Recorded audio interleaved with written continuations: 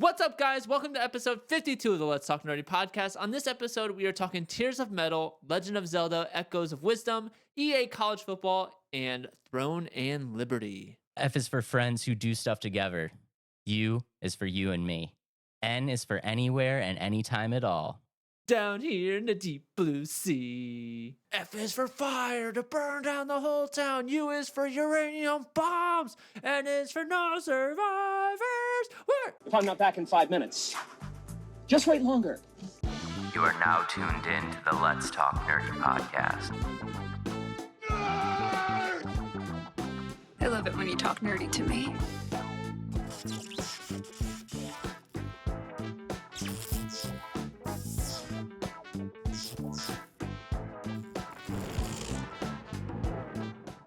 Yeah, I was going to say, I don't know the song, and looking up the lyrics, I was like, oh, I'll take this part. And then I read the next part, and I was like, wow, this takes a turn real quick.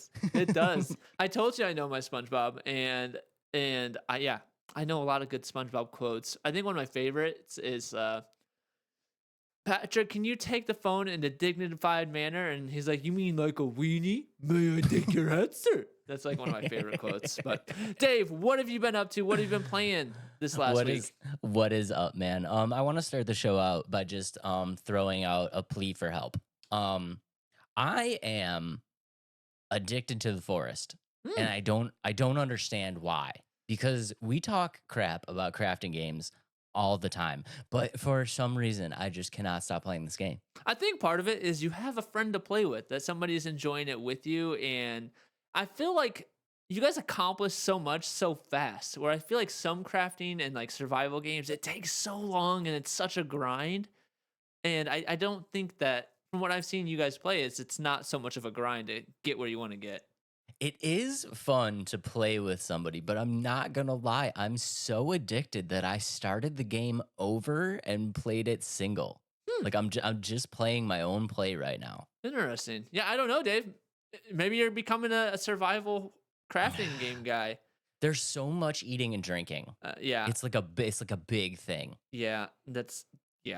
I know you want me to play with you, but I'm just not interested in that. I don't feel like, and I thought about playing it in the past, and I was like, oh, let me try it. My friends want to play, and then I looked at it, I was like, nope, sorry guys, not doing it. And it comes down to the situation where I had this problem of buying every game that my friends are playing, but as soon as I would buy it, they're like, okay, I'm done. I'm like, not going to buy that game then. And so I don't buy games that my friends are playing as often anymore, because by the time I get into it, they're like, yeah, we're going to move on to the next game. You should buy it too. I was like, no, I'm not going to do that. So that's why I don't buy as many games as I used to. It's funny that you said that, because I actually saw a meme the other day where it was like, they worded it so much better, but essentially the essence of it was like me buying another $20 game that my friend wants me to play, that I'll play twice and never touch again. Yep. That's exactly how it is. And that's the same thing with Content Warning. You got me to buy Content Warning and play that, and guess what? Never touched it since that night. We haven't gone back to Content Warning in a long time. We should revisit Content Warning, see what's up. The thing with Content Warning, it's super cheap. Was it like $5 or something like that? Yeah, it was like $6. Yeah, like the Forest we got on the PS Store for like $8. Yeah, like, and there's a difference when you buy a game that's like less than $10 versus a $70 Call of Duty that your friends want you to play, and then they quit playing and they go right back to Warzone after a week. So. Yeah, I'm not gonna lie. When it comes to like anything above like $30, I love you guys very, very much, but y'all know that I will just flat out tell you no, I don't want to play it. Yeah, exactly, exactly. But for me, I have been playing a lot of Ghost Recon Wildlands. I saw. I made a friend online, I know. and he's been playing with me, so we're cruising through that. Still playing a lot of multiverses, and like we posted, Steam Summer Sale is here, and I am continuing to add games to it, and I think I have a problem. I think I need an intervention.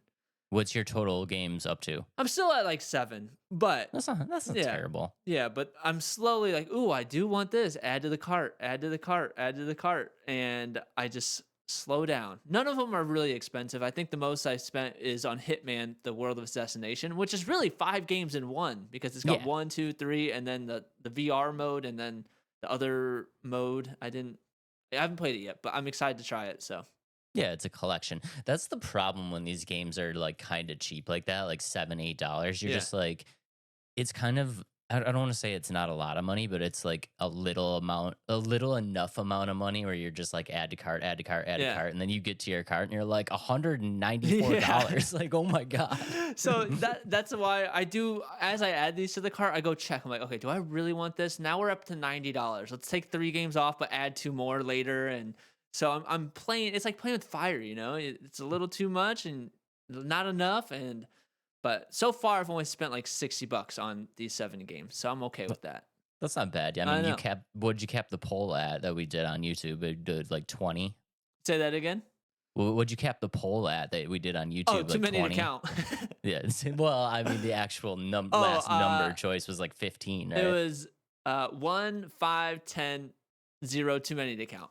Yeah. So- So, I mean, you're still below the Yeah. max number you put up there. Yeah. So let us know how many games you've purchased on the Steam sale in the poll or just in the comments below. But yeah, there's so many good games, and I actually have a kind of a subtopic I want to talk about today, Dave. And I Hit me. saw this as a video that I actually didn't watch. It said, why is it so hard to pick a game? And it had me thinking of, actually I have 3 kind of follow-up questions to that. Why do you think it's so hard to pick up a game nowadays?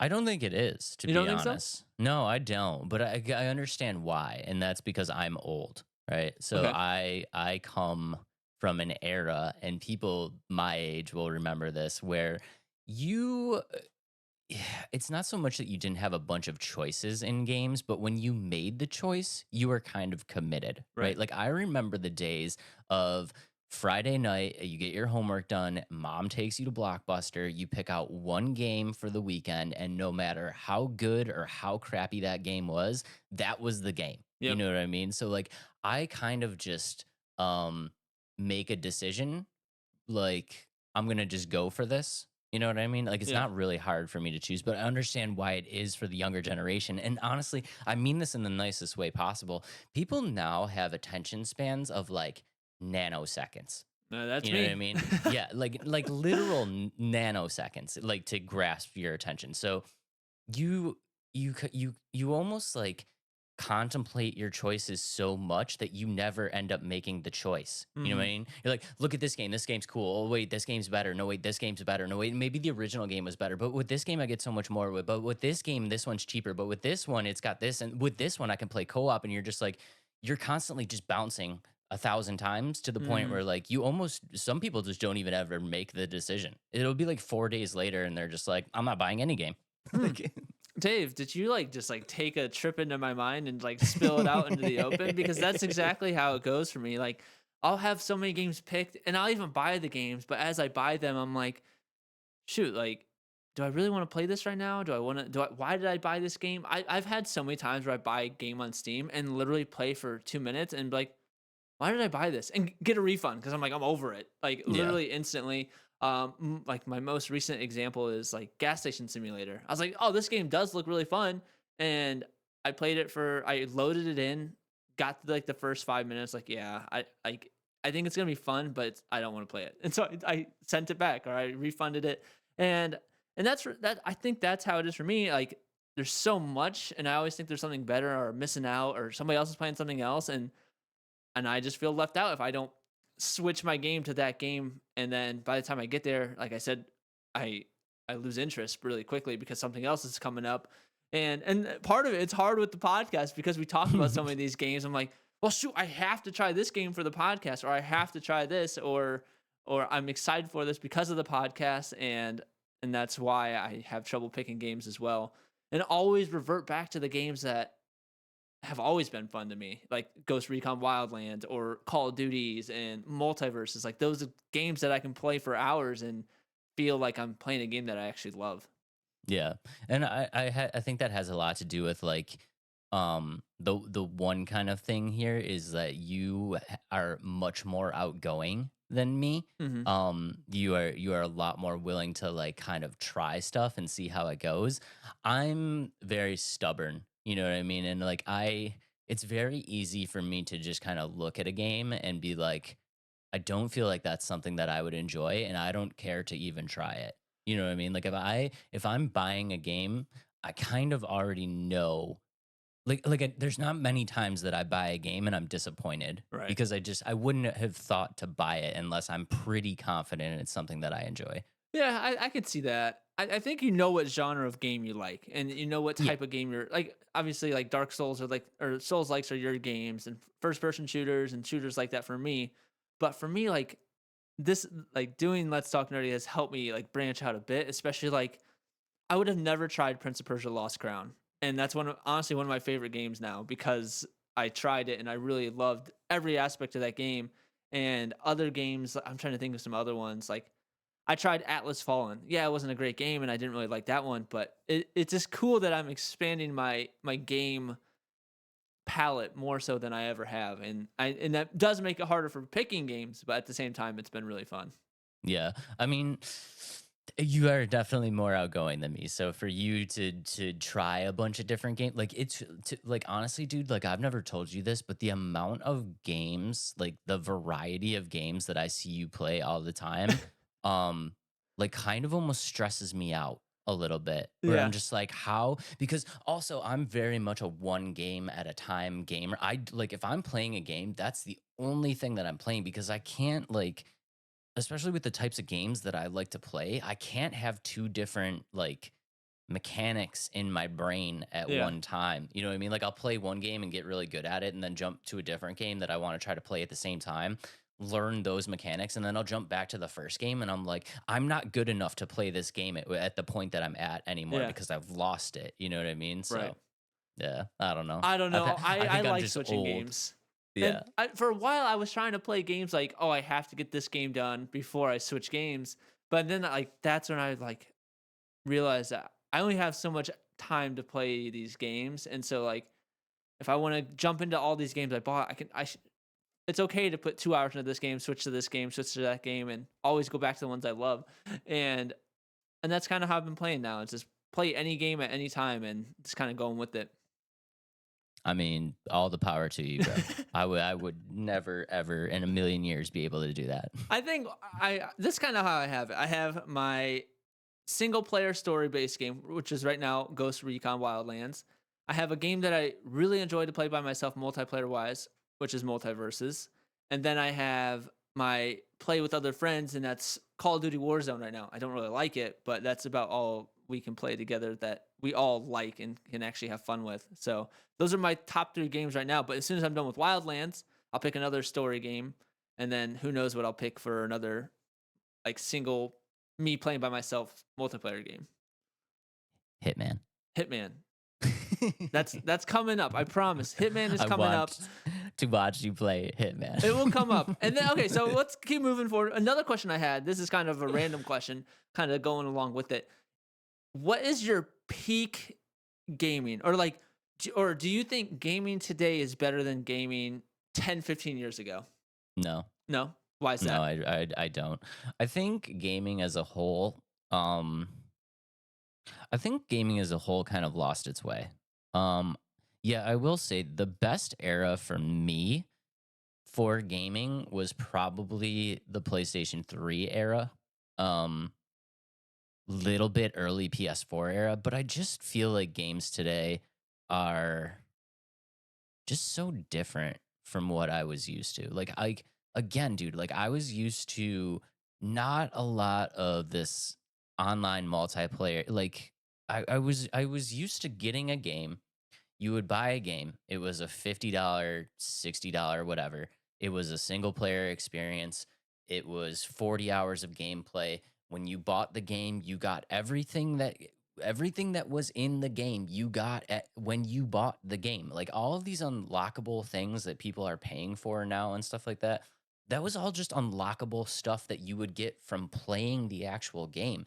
And like, like we said, these like people kind of have attention spans of like nanoseconds now. You know what I mean? And gaming has gone that route. It's just very much more focused on like I don't know, this multiplayer kind of online experience playing with a bunch of people or these like types of games that are just very quick turnaround cheap style games, like Alec, what's the game that everybody's playing now? chained together or something like that. Okay, yeah, okay, it's just a $5 cheap experience that like you're gonna play one time. It's gonna take 10 hours and then you're done. Like there's no games that really go, like where are the AAA single player titles that are 40-hour experiences that like I'm used to. You know what I mean? Like I think that type of gaming is kind of gone to the wayside and I honestly miss it. I wish more studios would just come out like AAA studios would just come out with these single player experiences where you don't have to pay for a billion different things, just everything that is in the game is included in the game when you buy it and when the game's done, it's done and you move on. And And I was actually looking at games the other day when I bought the PlayStation 5 for Spider-Man 2, right? I looked at how many hours I put into that thing. Only 20 hours. Only 20 hours to beat the whole campaign, unlock every single um like suit and every achievement. Like that's how long it took me. And I'm like 20 hours for a $70 game is like I feel like that's not enough. And I know there's like side content and stuff like that, but I feel like $70 for a game like that isn't enough. right, but how? Okay, but you have to think about it as not so much time, but level of enjoyment, right? So before you noticed that 20 hours, what did you think of Spider-Man 2? It was great. You loved the game, right? And you had a great experience and you had a lot of fun with it. Like that's a little bit of what I'm kind of talking about. It's like I come from an era where none of that stuff matters. You just played the game and however long it took you to beat it, it was done and you either loved it or you didn't love it, you know what I mean? And like that's what I'm saying like I have a shelf over here of cartridge-based games. A lot of these games are my favorite games of all time, but a lot of them you could beat in like 3 hours. You know what I mean? Like it's just gaming has gone this like totally different route that I just don't love. It's all about how much time do I get out of this game? Like, is it worth the value? Like, I have to just keep and games nowadays are just such slogs, man. Like every single game has a battle pass or like some grindy mechanic where you're just like because that's what they want. People feel like they if they don't put 200 hours into a game, they get gypped. So now these developers are making games that require you to grind for like 200 hours. And for a player like me, that's just so dreadfully boring. Like I would rather them make a good 30-hour experience than a grindy 200-hour one. And for me, like peak gaming, I think it's very similar to what you're saying is that PS3 era. My 2009 to 2014 is that's when I was going through high school and going through college and I always played every single game that pop up and enjoy everything. And I miss the granted, I probably wouldn't do it nowadays anyway, but like midnight releases and like having the hype, Yeah. having hype behind a game like that, it doesn't feel like it hits as hard anymore. Like you can be excited for a game, but and even like not even midnight releases, just excitement for a lot of games coming out. And don't get me wrong, there are tons of games I'm very excited about coming out, but not to the level of enjoyment that I had like through high school and college and things like that. There's so much and it's so easily accessible. And it's like the a lot like you said, man, the hype in gaming itself has just kind of taken a decline, dude. Like the exact same thing that you just talked about. Like I remember you going to GameStop and having to pre-order a game that you were super excited about like months before, and actually pre-ordering the game like mattered. Like it really did matter because they only got a set amount of copies, and like you would go there at 11:30 and you would line up in front of the GameStop and they'd open up the doors at midnight and everybody would go in and get their game, and on the way out they're like, let's go, and like and everybody's all juiced, and you go home and it's like you really feel like you're like the first people playing the game, and you're like that's just dead, dude. Like the excitement behind it is just kind of dead. And I think, like you just said, it's the ease of access to all the games that you can get, and like that's technology. Technology is going to advance, and like you can only hold on to disk drives for so long, Dave. I'm sorry to say it, but eventually they'll become obsolete, where like no game is going to have a disk drive, and like so that's technology. But I just think, and maybe it's because we're getting a little older too. It's like we're just missing out on a lot of that excitement. But I don't know. I think it feels a lot different to game nowadays than it did 10 years ago. And not to say I don't like gaming, because obviously I do. I'm playing tons of games, but it doesn't feel like it did 10 years ago. It doesn't feel the same. No, I 100% agree with you. And honestly, I don't think that there's much that anybody can do about it. I think, a lot like you said, disk drives are going to be obsolete. I mean, PS6 comes out. I bet you it's digital only. I mean, it just makes sense. But yeah, it's kind of sad. I don't know. I'm sad to see it. I'm sad to see gaming that like I know die. You know what I mean? Because I say it all the time. It's like, but I want the physical version. You know what I mean? Like I like that. I like picking up something. I like feeling something. Like I like putting the disc in and knowing that I have that game. Because I say it all the time. Like, guys, your Steam library is not you don't own those games. You know what I mean? And like those games are gonna go bye bye. Just eventually there's gonna be so much stuff on Steam that they just physically can't have all of that available to you to play. So like the games that you love from 10 years ago are probably gonna go bye bye. Hopefully not anytime soon, but I don't know. And one other thing is like there's just so much coming out too. And like that was the thing back in the day too, is like you bought a game and you expected like, oh, this game's gonna last me a while in terms of like there's nothing coming out like that I'm excited about now. But now it's like next game's here, next game's here, next game's here, next game's here. And it's like almost hard to keep up. And that's why these backlogs are filling up. That's why I'm adding 10 games to my backlog because of the Steam sale, because I want to try all these games because there's going to be something else coming. And I think that has a lot to do with it too. Like you don't have time to it. Like you said, like you only get so much time to enjoy a game because something else is coming out, if that makes sense. But I don't know. Here, I just thought about it as I was getting ready for bed last night. You know, That's a great topic. I mean, it's a sad topic, but it's a great topic. Guys, let us know what you think. Let us know what you think. Do you agree with us, or are you kind of happy with the way things are going? Because I know there's a lot of people that are happy about gaming right now. This is exactly what they want. Just constant refresh, constant new. So I don't know. And It's not overwhelming. that like I don't like where gaming is, but it's just there's things about gaming nowadays I don't like, and I think that's a lot what we're saying right here. But with that said, let's talk about some new games, Dave. Let's talk about some new games coming out, man. Of course, we're gonna do that. Yeah, exactly. So first game we have here is Tears of Metal by Paper Cult. It has no release date, and Dave, I think this game looks amazing. I don't know about you. I think you want to know something funny, man. This game was on my list for weeks now because this trailer came out a few weeks ago. This game was on my list for weeks now, and I'm so on the fence about this game. I don't know. I'd put it on my list, take it off my list. Put it on my list, take it off my list. I don't know. I'm gonna let you take this one. I think it looks so fun. So let's go ahead and pull up the trailer. It's called Tears of Metal. It's an action, or it's a hack and slash roguelike co-op version. And I pulled up the trailer. It takes place in a medieval Scotland. I'm sorry, the guys make me laugh. They look goofy. The art style is very, very cartoonish, very comic-like.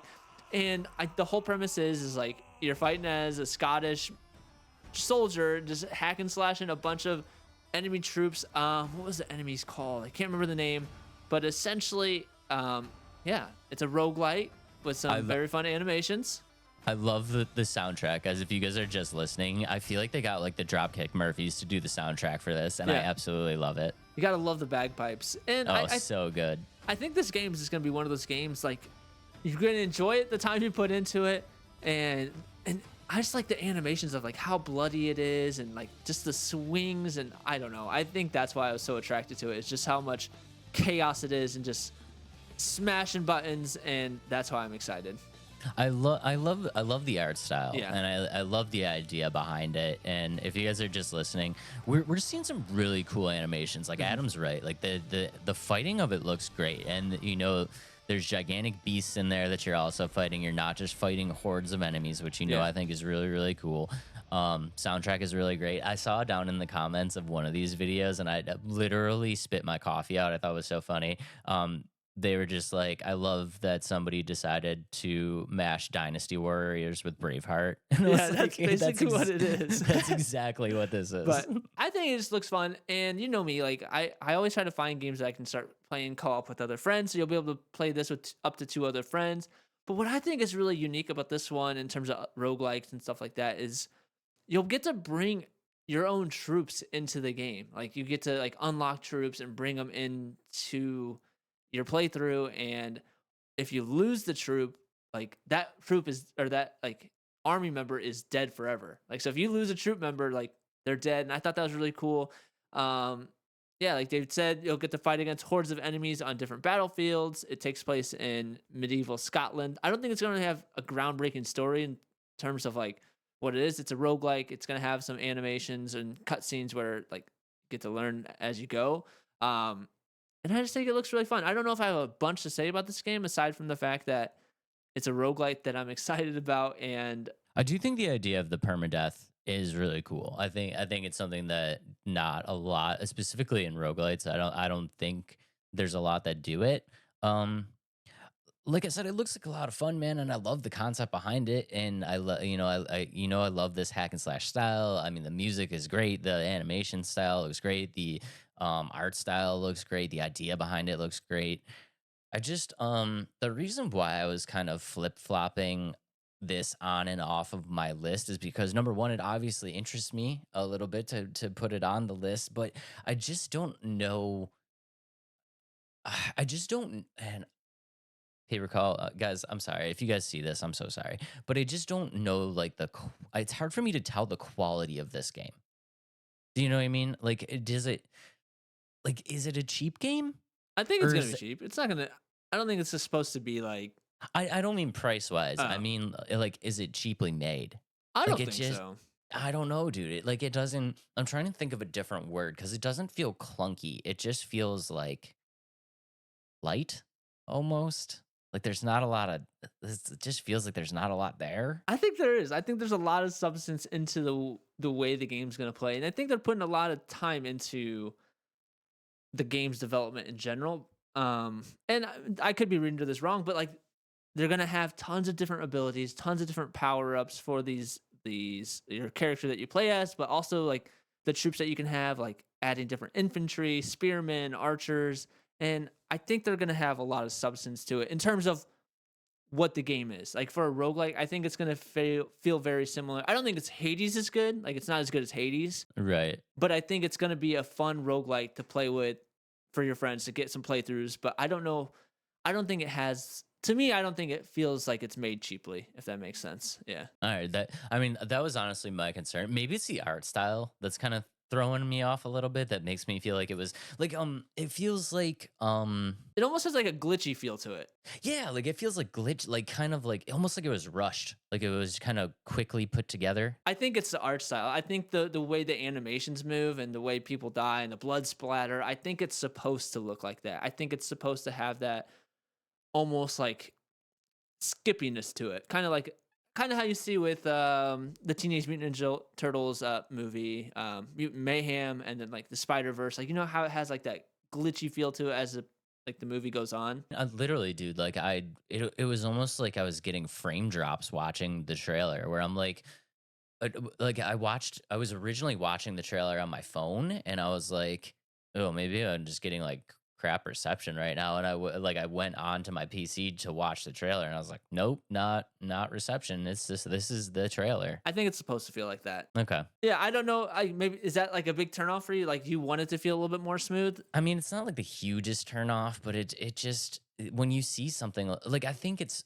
nearly impossible for a gamer to look at something like that and not worry that there's also going to be some other issue. Like if you see issues in the trailer, I don't know, you kind of just, I think most gamers kind of think like there's going to be some other issues that we don't know about yet. It's a small game. I think there's going to be issues regardless. I think the game is going to have its own issues just being a smaller developer, smaller game.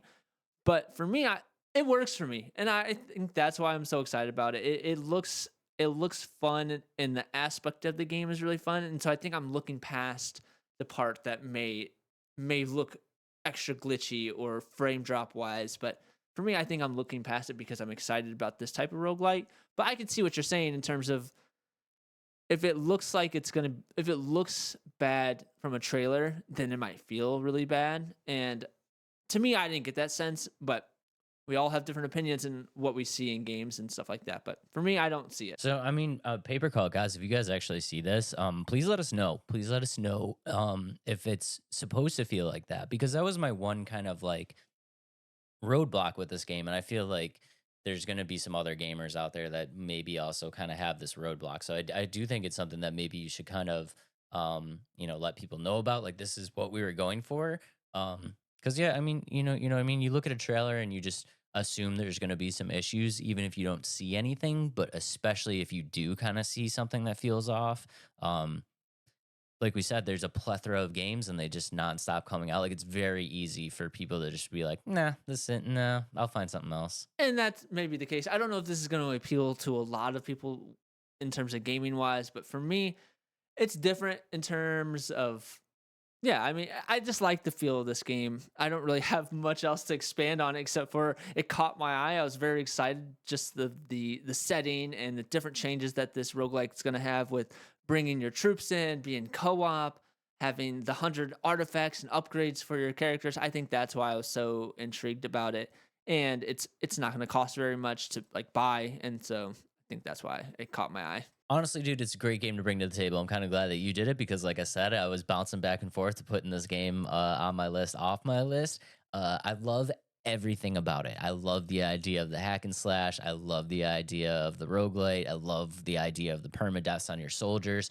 I love the art style. I love this Braveheart like feel behind it. I love the soundtrack. I love everything about it. That's just that one kind of little bugaboo bit there that was kind of holding me back. So yeah, if we can figure out, yes, that's exactly what it's supposed to do, what it's supposed to look like, I'm 100% thumbs up. Let's rock. Perfect. Yeah, because I'm excited about it. Let us know in the comments if this is a game that you're intrigued about, or do you kind of see what Dave's saying with the feel of the game, if it feels a little off. But yeah, let us know if you're excited about this one. Yeah, either way, small dev, amazing idea. The art style looks great. You guys did a great job. Just on the off chance you see us, let us know if it's supposed to kind of have that kind of framey look to it. But anyway, okay, so this game is going to have a ton of weapons in it, correct, Adam? Yes, sir. Medieval weapons. Medieval weapons, indeed. So I thought it would be kind of a fun idea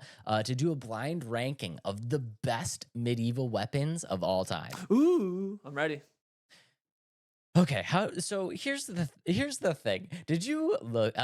You guys are gonna see behind the curtain here, right quick. We decided that we were gonna do this as a draft originally, and then we started looking them up. And then we decided to do it as a blind ranking. When you were looking these up, were you looking up like specific like names of weapons, or did you find like a bunch of generic stuff? Because I found a bunch of like generic stuff too. I found mostly like names of stuff. You found mostly names of stuff? Yeah. But I only found like 10. And so I was like, that's why I was like, oh, let's switch it to a blind ranking because there's only so many medieval weapons. And I was like, this is kind of be a boring draft. So, okay. Well, since Adam found real names of stuff, he should probably blind rank me, but it's okay. Oh, I don't have the list anymore. Well, they do. We're just. This is how the sausage gets made, guys. there's a couple. Wait, so I'm gonna blind rank you? No. I'm blind ranking you. Gotcha, I'm just gonna preemptive let them know that there's a couple generics on here. So yeah, here we go. All right, Adam, your very first choice. I'll give you an actual name of something. Mm-hmm. We're gonna go with the Morning Star. Do you know what the Morning Star is? I do not. The Morning Star is a mace with spikes. You know when they have that handle with the ball with the spikes on the end of it? Yeah. A Morning Star. Okay, I kind of like that one. I think it's a Morning Star because it kind of looks like the circle is the star, and then the spikes is like the light bursts. Yeah, maybe. I like it. Okay, Morning Star. I'll put it 3. Putting in a 3? I think it's a cool weapon. Now, if I were to wield this weapon, I think I'd be too weak to swing it, so I'm putting it in the middle. But it's a cool weapon. I just don't think it's my favorite out of all of them. Shout out to all the medieval warriors of all time who had to be just absolute beasts to be able to wield these weapons. Plus your armor, plus everything else they have to carry. Yeah, absolute craziness. Okay, next up on the list, we have the Warhammer. Do you know what the Warhammer is? The Warhammer, I do not. Okay, that's that big one where it's the hammerhead where one side is flat and then the other side has that like curvy spike like a axe? Sickle. Yeah. Okay. Yeah, I know what you're talking about. What was it called? The Warhammer? It's called the Warhammer. It's like a pointed hammer. It's like think like a pickaxe, but like one side has just this flat block to it. Imagine getting hit in the head with the flat side. All of these weapons are terrifying. I would run from everyone. Again, I don't think It's not the coolest, I don't think. I'm gonna put that at 5. Putting it at 5? Yeah, I don't How- think it's that cool. Okay. Yeah. All right. Next up on the list, we have the pole axe. The Do you know the pole axe. I think I know what it is. It's just like an axe that's like, It's the big long spear one that has the axe, the hammer, and the blade all together. It has that like that. Whoosh. yeah. Like think like the top of Shredder's head. Yeah. Yeah. Oh man, I think I'm hoping out for a couple good ones here. I'm gonna put that one at 4. A 4? It sounds really cool, but I don't think it doesn't have my heart yet. Adam, I don't think you're gonna get the ones that you Oh want. shoot. Okay, here we go. Okay. All right. Next up on the list, we have the lance. The lance. Yeah. What is the lance again? I can't The remember. one that they hold when they're riding the Oh, horses. like where it's like it's almost like a long spear. a super Yeah, long spear. Yeah. the lance. It is cool to ride a horse and stab people. I'm putting that at 1. I like gotta that put at it- 1. Yeah, Yeah, you gotta riding put it a at 1, horse and right? just stabbing Oh, people, dude. like Could you impaling imagine- people. Oh man. Could you imagine getting hit with that? The force of a horse is behind that. Yeah. Yeah, I like that one. That's insane. Okay. Should I do you dirty or do you? You can good? do whatever you have on there. Let's do it. Nope. You know what? I'm not gonna do you dirty. I'm gonna give you a good one here. Okay. Adam's second choice is going to be the crossbow. Ooh, I like it. Yeah. That's really cool. I hooked you up there. Yeah, I hooked like you it. up there. I like it. Well, guess what, Dave? You What? didn't pick any of the ones that I had on my list, so I think it's fair to blind rank you now. Okay. All you right. cool let's with do that? this. Yeah. Let's do it. All right, blind ranking of medieval weapons, part 2 here. Dave, your first option is the bow and arrow. Like a traditional longbow. Yeah, like a traditional longbow. Oh. I gotta put it at 3, dude. I'm not as big a fan as the Yeah. bow and arrow as you are. I do love bow and arrow. I thought you were gonna give me the longbow, but it's okay. That's okay. Okay. All right, your next choice is the dagger. 5. 5? Really? You don't like the whole stealth and get up there and? Nah, No? I'm not a big stealth guy. Okay. Yeah, I get it. It's tactical, but I feel like back in that age, like it was very much like we're gonna line up and we're gonna look Yeah, at each that's other true. and we're gonna go into bat. Like I feel like the dagger back then was kind of like What's the? shisty. Like they probably looked down on Yeah, I you was if you were gonna like say- sneaky, you know? Yeah, you Like, lost oh, like. fight like a man. You know what I mean? I could see that. Yeah. Okay. Yeah. I like that. Putting that at 5. Okay. Your next option is the battle axe. Ooh. Just an axe, basically. Yeah, but you know what? It's my Yeah. favorite weapon in DS3. Okay. Oh, does it take the number 1 spot? It does. Battle axe takes the Battle number 1 axe is spot. number 1. Okay. It was my favorite weapon in DS3. Battle axe is dope. Okay. Your next choice is the flail ball and chain. That clearly should have been number Yeah. 1. Dang it. Okay, that's number 2. Easy. Yeah, that one's such a good one. All right, Yep. then your number 4. Is that what we have left for you? Number 4. Yep. Your number 4 is the catapult. I'm okay with that. I don't know if that's considered a weapon. What do you think? I had it on my list. You Yeah, had I it also on had your I list? also had the cannon on my list too. Okay, so yeah, your number 4 is the catapult. I think it's The cat- cool. You the can light catapult- stuff on fire and launch it at. Yeah, it's cool. Yeah, the catapult's cool. I just feel like for the time it was probably more effort than it was worth. Yeah. Because like you gotta load all that crap in the catapult, you gotta set it, you gotta fire it, and then you're probably gonna miss because back in that day they weren't very accurate. Yeah. It's like it just seems like a lot of work. Yeah, I would agree. Yeah. And the fact that you wouldn't be able to do it by yourself, and you have to No. you have to get all the material to the battle station. Like you have to Right. lug all that stuff everywhere. Yeah. And I was gonna throw it on the list, but it was at the bottom here, and I figured it was kind of a cheap one. And that was a sword. I was gonna say sword, but You know what? Sword is clearly should be the number 1 choice. yeah, You know what I mean? Like Yeah. it's just such a quintessential weapon. And like Yeah.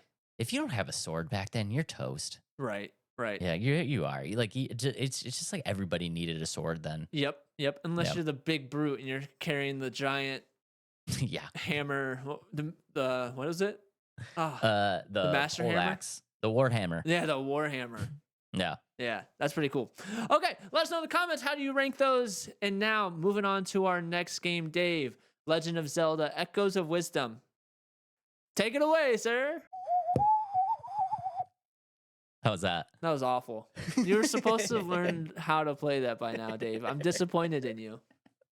It's harder than you think. I'm sure it okay. is. Yeah. No. Okay. Legend of Zelda: Echoes of Wisdom will be dropping September 26th, one day after my birthday.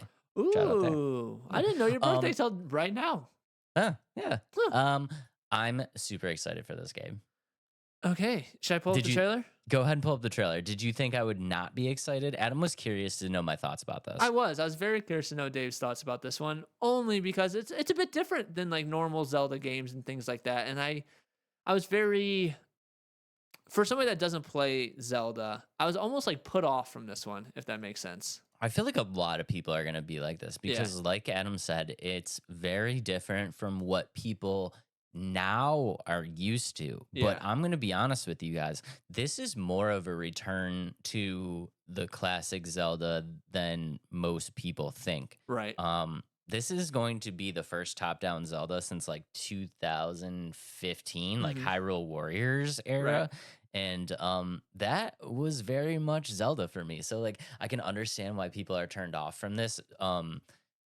Especially coming from Tears of the Kingdom and Breath of the Wild. And if you guys are just listening, if you haven't seen the trailer yet, the art style itself is also very much like Link's Awakening. Like this is clearly not anything to do with Breath of the Wild or Tears of the Kingdom, but for me, that's fine. You know what I mean? Like, I'm actually excited to get a version of Zelda like this since the last two were not like this at all. Right. Yeah. This is almost like it's more cartoony. Is that how they used to be in the past too? Yeah, so this is Link's Awakening. This is like the same art style as Link's Awakening. So okay. if you guys are just listening, it is very much cartoony. It's not like Tears of the Kingdom, Breath of the Wild. It doesn't have that like same realism. And I say that term lightly, as much realism as you can kind of get out of a Nintendo game because they all kind of look the same. Yeah. But this one very much is more cartoony, and that the Zelda's always kind of done this, right? Like they've always had this style where it's like, Ocarina came out and it was kind of cartoony, but then Twilight Princess came out and it was more dark, more realistic. They always kind of flip flop around and change the art style up a little bit. And this is just jumping over to a different art style, which I'm totally fine with. And then I guess with that, the way it is playing, it seems like it's gonna be less focused about the combat system, but more focused on like the echoes and the puzzle base. Is that kind of the same with the old games like this? Yeah. Okay. So let's. Yeah, I'm glad you kind of brought that up, but I'll dive in here. So basically, if you guys are just listening, when we're looking at this trailer, there's a lot of things that are going down. So the trailer opens up with Link fighting Ganon, and Link is fighting Ganon, and he delivers the final blow, which should be the end blow.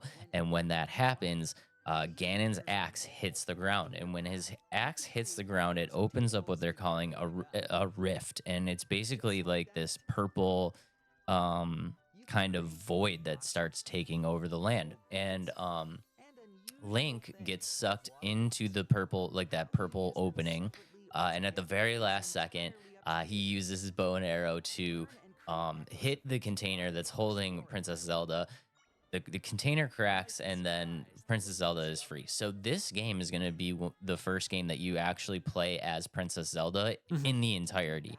And then also kind of what we're looking at right now is this very different kind of like way to play the game. Yeah. So we're looking at combat right now, and again, I'm kind of jumping all over the place, so I'm sorry. You're gonna get a new weapon in this game, and the new weapon in this game is called the Tri-Rod, and the Tri-Rod is what we're looking at right now. It's like this yellow thing that she's kind of holding, and it very much changes how you play this game, because what you're going to be able to do with that rod is you are going to be able to create echoes of things that you encounter in the world. And we've seen this being used as not only platforming and puzzle solving, but also in the combat system. So a good example that we saw in the trailer was like this platforming traversal where Princess Zelda is recreating these tables that she's learned how to make, right? And using those to kind of platform herself up. And then also in the combat system where she used this echo to create a like a rock, and then picked up the rock and threw it at the enemy. And we've even seen echoes of actual enemies that you've defeated before, and you kind of have them fight together. So, I mean, for me, I'm really excited for this, but I think some players are not going to be super excited about this because, especially, like I said, coming from Tears of the Kingdom and Breath of the Wild, which were very much action focused, very much combat focused, and kind of shied away from the traditional puzzle platforming of Zelda games.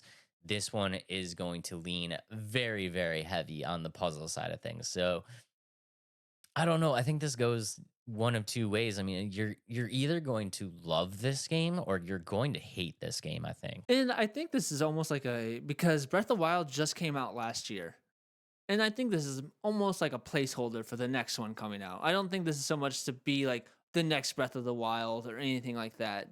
And for me, I could see why some people may not be as excited about it. But at the same time, like, you just got Breath of the Wild. Because how long was it between the two Tears of the Kingdom, Breath of the Wild? Like, how many years? Yeah, exactly. So that's why I don't think that fans shouldn't be upset with this game coming out because of how new the other two are, or the newest one is, if that makes sense. And Zelda games do this all, like Zelda as a franchise does this all the time. Like they do this all the time where they put out very different games, very different styles of games, very different stories. Like I don't want people to think that's what I don't want people to think is like they think that this is a continuation of Breath of the Wild or Tears of the Kingdom because it is not. This idea was clearly with the drop of this being only a year after Tears of the Kingdom. This game was in works. Well, Tears of the Kingdom was also in works. You know what I mean? Like they plan to have this game. So if you're thinking that like this is the third installment of the new Zelda franchise, like it's not. It's a very different game, a very different experience. But like I said, Zelda, they do this all the time. This is something that they do all the time, and I get super excited when I get any type of Zelda game because I love all aspects of Zelda. I love the puzzle platforming. I love solving the puzzles. I love the combat system. I love the lore behind it. So for me, it really doesn't matter. It's kind of like Mario. Remember we talked about Mario? Like it doesn't really matter what they do. Like I'm just excited for a new Zelda. Since this is like her first time you get to play as Zelda, do you think they're going to start incorporating that more often, or do you think this is going to be like a one-off? I think this is very much going to be a one-off, and I think one of the cool things about this is like the ability to do the one-offs, but I think people are reading into a little bit of the lore too much here. So just kind of talk about like I see the number one question that I've seen in all of the trailers and all the videos for this is what timeline does this game fit in? And I'm gonna be honest and just say that, like I am the biggest Zelda fan. I'm probably one of the biggest Zelda fans out there. I can confidently say that there is no Zelda timeline. Like people have these weird like graphs and stuff where it's like they put this game here and this game here, but then like after Ocarina it splits into two different times and like this is pre like the Zelda timeline like it's just broken. It literally just is broken. So I kind of treat everything outside of like Tears of the Kingdom and Breath of the Wild as just a one off at this point. And I do think that this is very much going to fall in line with just being like a one-off story. So it doesn't really matter to the new ones, and it won't really matter in the future. No, and I think you can kind of tell that because of just if you really look at the trailer and kind of dissect the trailer, Breath of the Wild and Tears of the Kingdom have used a very different version of Hyrule. This version of Hyrule, and especially that scene at the end of the trailer where she's walking out and kind of looking over the landscape, and you can see Hyrule Castle in the center, and then you can kind of look off to the right and you see like the mountain caverns and all that stuff like that. That's the exact same layout as Link to the Past. So I mean, it's like you're kind of talking about two different worlds, and then also if you look at the trailer, like you look at the incantation of Ganon, where he's kind of more of like animalistic instead of like human. That's also like Link to the Past kind of style and vibe and stuff like that. And I just think we're talking about two. It's almost like Zelda has like two different versions of itself. You know what I mean? So you have to kind of be able to separate those out. Interesting. And you think that a lot of people are trying to like you said, they're trying to piece it together when they don't need to. I don't think people are trying to piece it together, but I think I think older fans of the series, people that loved Link's Awakening, Link to the Past, stuff like that, kind of know what's going on. And I think people that got into the series from Breath of the Wild and Tears of the Kingdom are like, well, what the H is this? You know what I mean? Because they're just not used to it, but it's definitely something that Zelda's been doing for a long time. Okay, and then when was the last release like this then? How many years ago would that have been? 2015. Okay, so Yeah, so I mean, it's been a pretty long time since we'd had a top-down. I mean, they did a remake of Link's Awakening that had the same vibe to it. I forget when that was. I think it's fairly recent, but yeah, it's just two totally different games, man. Like it's yeah. I don't know, but I'm excited for it, and I think the old school fans are really excited about it because some of the things that we're seeing in that trailer, we talked about the riffs and stuff like that. The riffs, I think, is kind of like a throwback to Link. Oh my God, Link to the Past.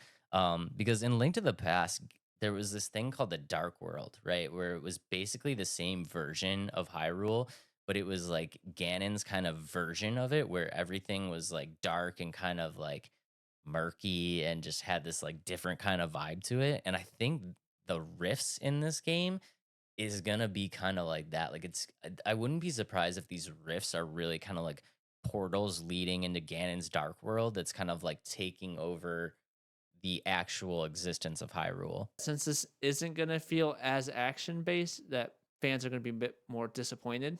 Or I do think fans are going to be I do think some fans are going to be disappointed, but like I said, I think some of the older fans are going to be really kind of pleasantly surprised because that was one of my biggest things is like when I got Tears of the Kingdom and Breath of the Wild, I was juiced. You know what I mean? Like I was juiced. They're new Zelda games and stuff like that, but it wasn't so much the Zelda that like I remembered. You know what I mean? Like they very much made all of the puzzle solving and like kind of secrety kind of stuff about it very secondary to just being like a kind of like action RPG kind of style. And like that's fine. Like I get it. It appeals to more people because exactly like Adam, he doesn't like playing puzzles and games, and there's a lot of people like that. And I don't know, just for me, again, I just feel like this episode is just making me sound old. no, but I think it's because you have played almost every single Zelda game and you know what to expect with the one-off games. And I don't think, like you said, there's a lot of new fans because of Breath of the Wild and Tears of the Kingdom that they don't understand this kind of cycle of the life of Zelda. And so you're just excited about it because like it's the next thing that you know what I mean? Like it's what you expect to come next. And I don't think a lot of people are expecting to see what's coming next. I will say I do feel for the fans that are very much combat oriented here because looking at the combat system, I do kind of wish that there was like a little bit more combat in there, and that's coming from me as somebody who really enjoys the puzzle aspect of Zelda. But I kind of just wish there was a little bit more. Like if you could use the tri rod to like actually hit people, I think that would be great because that's the kind of Zelda that I was, kind of born up with. You get the Master Sword and you're still solving puzzles and you're still, using spells and stuff like that. But you have your traditional, you know, melee hit, and I don't know. I do kind of wish that it had a little bit more of that, but I'm okay with the puzzles for right now. I almost think it works more the way it's going to be because like she's a princess and she's like Princess Zelda. And you don't really see her going out there fighting a bunch of things, and it's always Link helping save her and things like that. So she doesn't have that combat experience, and it'd be kind of weird if she just starts smacking people with the staff, and you know what I mean. I feel like it kind of works and it makes sense the way it's going. Yeah, I mean, I could see that. I could. I just at the end of the day, it's a video game, so it would be nice if you could just go out there and smack stuff. But I get it. I understand. But like I said, this is kind of like a throwback to old school Zelda games, so I'm super excited for it. Like I said, the puzzles being introduced in this different style of gameplay, I'm actually excited for because Tears of the Kingdom and Breath of the Wild, in my personal opinion, went too far away from the original series. Having all those puzzles and stuff like that in the shrines and like, okay, that's great, but in the Zelda that I'm kind of used to, that stuff wasn't optional. Like you had to figure that stuff out, and it kind of made you feel like I don't know, like like kind of like proud. You know what I mean? Like yeah, when when you finally figure out the puzzle and you figure out how everything works, it's like Zelda was always this 50-50. I need to think about it. I need to solve. I also need to fight. And, they went, in my opinion, they went a little bit too far away from that. This is kind of a return to the Zelda series that I love. So super, super excited for it. I don't have an opinion because I've never played a single Zelda game, so I don't have much to say on my end because I've never played a Zelda. I don't think I've never played a single Zelda game. I would recommend that this is not going to be your first one. Just knowing exactly your style Yeah. of gameplay, just go ahead and grab yourself Breath of the Wild, and see what you think. We'll see. Super excited for this one. It's a very new, very interesting, a very cool take on the series. Of course, like I said, I'm the biggest Zelda fan ever, so any new Zelda is a great Zelda. Yeah, drops September 26th, a day after my birthday. And one thing to note is that Nintendo is doing a Switch Lite Hyrule edition that comes with this that will be available at launch. At this time, US pre-orders are not live yet. But for some reason, the European Amazon has pre-orders up and they're selling it for 210 euros, which works out to be about 225 US dollars if you're interested in that. Cool. I kind of wish it wasn't a Switch Lite. You wish it was like a real Switch? I wish it was the real Switch. The OLED? Yeah, the OLED Switch. Yeah, I don't know. Yeah. I feel like a lot of people have the Switches now, and I don't know. I don't know, because I I kind don't of want it, but I don't want to buy a Switch Lite right now. Right. Because like I have this one, so I have this 3D, the Majora's Mask Yeah, collector's 3D, okay. 3DS, and I Yeah. love it, dude. Like I would love to have this version of it in the Switch, but I don't know. It's so weird. Like I don't know how to say it, but I feel like the Switch should have died so long ago. Like where's the Switch 2? You know what I mean? Like what is happening? I'd like it's so weird that they're putting out a new one, and I'm just like so worried about like there's 0 point in me buying a Switch right now. I could see that. I think COVID helped the Switch lifespan so much more than it probably would have if COVID wasn't here because everybody wanted a Switch when it was COVID. They really did. Even people that like never played video games were like, "Oh, I want a Switch." And now like I think that helped the lifespan of the Switch. If you guys are super big Zelda fans, you might want to take a look at it because it doesn't look really, really cool. But tread lightly. I don't know if spending $225 on a Switch right now is worth it. Right, especially because Switch 2 is rumored and it's supposed to come out in the next couple of years, I believe. We'll see. We'll see. Okay. All right. Moving on, or not moving on. Dave, this game, or do all Zelda games have a lot of sidekicks to be your partner?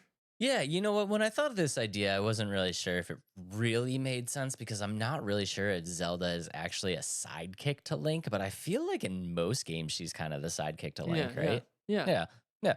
So we decided that since the sidekick has actually gotten their own title, that it would be a cool idea to do a draft of the best video game sidekicks of all time. Let's do it. Do you have your coin? The coin is dead. All right. Well, then I'm going to go first. You go first. All right. So my first pick of best sidekicks is Tails from Sonic the Hedgehog. You dirty dog. I know, that's you. really why I wanted to go first because I knew that was going to be on your list. So I was like, I got to take Tails. How Tails dare is just you. it's just such an epic sidekick. That needs no explanation. Yeah. I'm finding that coin. You better because I'm 1000% Yep, finding the coin. yep. Okay. Well, Adam took my first pick. So, I'm so salty right now. Okay, I'm going to do it. I'm going to go to the Mario well, but I'm going to go different than you might expect. I am going to take with my very first pick Yoshi. No. Oh. That was my number 2. I should have taken Yoshi first, to be honest. Dang it. I deserve that. Yoshi's such a cool character. When I play Smash, that's the only character I play. I don't And play any other character. I love Super Mario World, getting Yoshi and just being able to ride him around, and like he eats all the berries and you can do that weird double jump off him where you do the jump and then you jump off him and jump higher. It's so great. Such a great sidekick. I love it. Yep. Okay, my second pick is Johnny Gat from Saints Row. Kind of saw that coming. Yeah, he's such a cool character, and without spoiling anything, sad. You love Saints Row too. I do love Saints Row. Original Saints Row, not the newest one. Yeah, except for the new one. Yeah, new one's garbage. Okay, next up on my list, we are going to go with. Ooh, I think this one's safe. I'm gonna take this one. Number 2 on my list is going to be Diddy Kong. Yeah, that one was safe. I had it on my list, which is very low. Really? Yeah. I love me some Diddy Kong. I do love Diddy Kong too, but I just have better ones for myself. I'm not gonna lie. I like in Donkey Kong Country. Like I love kind of being a little bit faster and more maneuverable. So I Yeah. almost feel like Diddy's kind of the better character than Donkey. I could see that. Like I could see get it, that. Donkey's got the brute, but like I don't know. I kind of want to be, especially that type of game. You want to be like kind of quick and nimble. Yeah, I like it. I like Yeah. that. Okay, my third pick is Ellie from The Last of Us. I saw that coming You too. just know the games I play. Yeah, I could, and definitely needs to be on the list. She's got the bow. She does have the bow. Yeah, so cool. Okay. All right. Next up on my list, we're gonna go with Falco from Star Fox. Cool. I love Falco. Yeah, that's actually a really good pick. I didn't think about Falco. He's kind of my inner me, you know what I mean? He's just like angry and like upset at the mission all the time. And yeah, Okay. Falco like is it. my spirit animal. All right, my fourth pick is, let's see. I have a few different options here. My fourth pick is going to be Groot from Guardians of the Galaxy. The game. Okay. Yeah. Okay. Yeah. I liked it. I could have picked like the 3 other members, but I feel like Groot was one of the funnier or best characters in that game. Yeah, that's a good pick. Yeah. All right, I'm gonna do this because I feel like we kind of have to. But my very next pick is going to be Clank from Ratchet and Clank. Yeah. I figured that was going to be on your list. Had to be on the list, right? You put him on there because he has to be or because you wanted him on the No, list? I love Ratchet Oh, and okay, Clank. No, I do love Ratchet and Clank. So, Okay. You know me. I've been a PS guy my whole life. I like it though. Yeah. Yeah. I'm just kind of thinking if I really want to put this as my last pick, because we might get a lot of slack if we don't pick the green version or the red version. There's 2 on here we're gonna get some slack for. I know, but I'm not picking either of them. Yeah, okay. I'm not gonna pick them either. So my final pick dirty dog. isn't really so much a sidekick, but more just kind of in the game, and that's Claptrap from Borderlands. That's a good pick. Yeah, not so much a sidekick, but he's always like, "Hey, everybody!" That was more Mickey Mouse, but you know what I mean. I'm sorry. He was like, "What?" Never mind. Just keep going. That's good. Okay. Yeah. And with my very last pick, we are gonna get in such trouble. But I'm Yeah. not doing it. I'm not doing it because it's not my favorite. But with my very last pick, I am taking Rush, the doggo from Mega Man. Ooh, okay. Robot dog sidekick. I Yeah, it's really cool. It gets no better. Yeah, I like it. Yeah, like we it. gotta do it.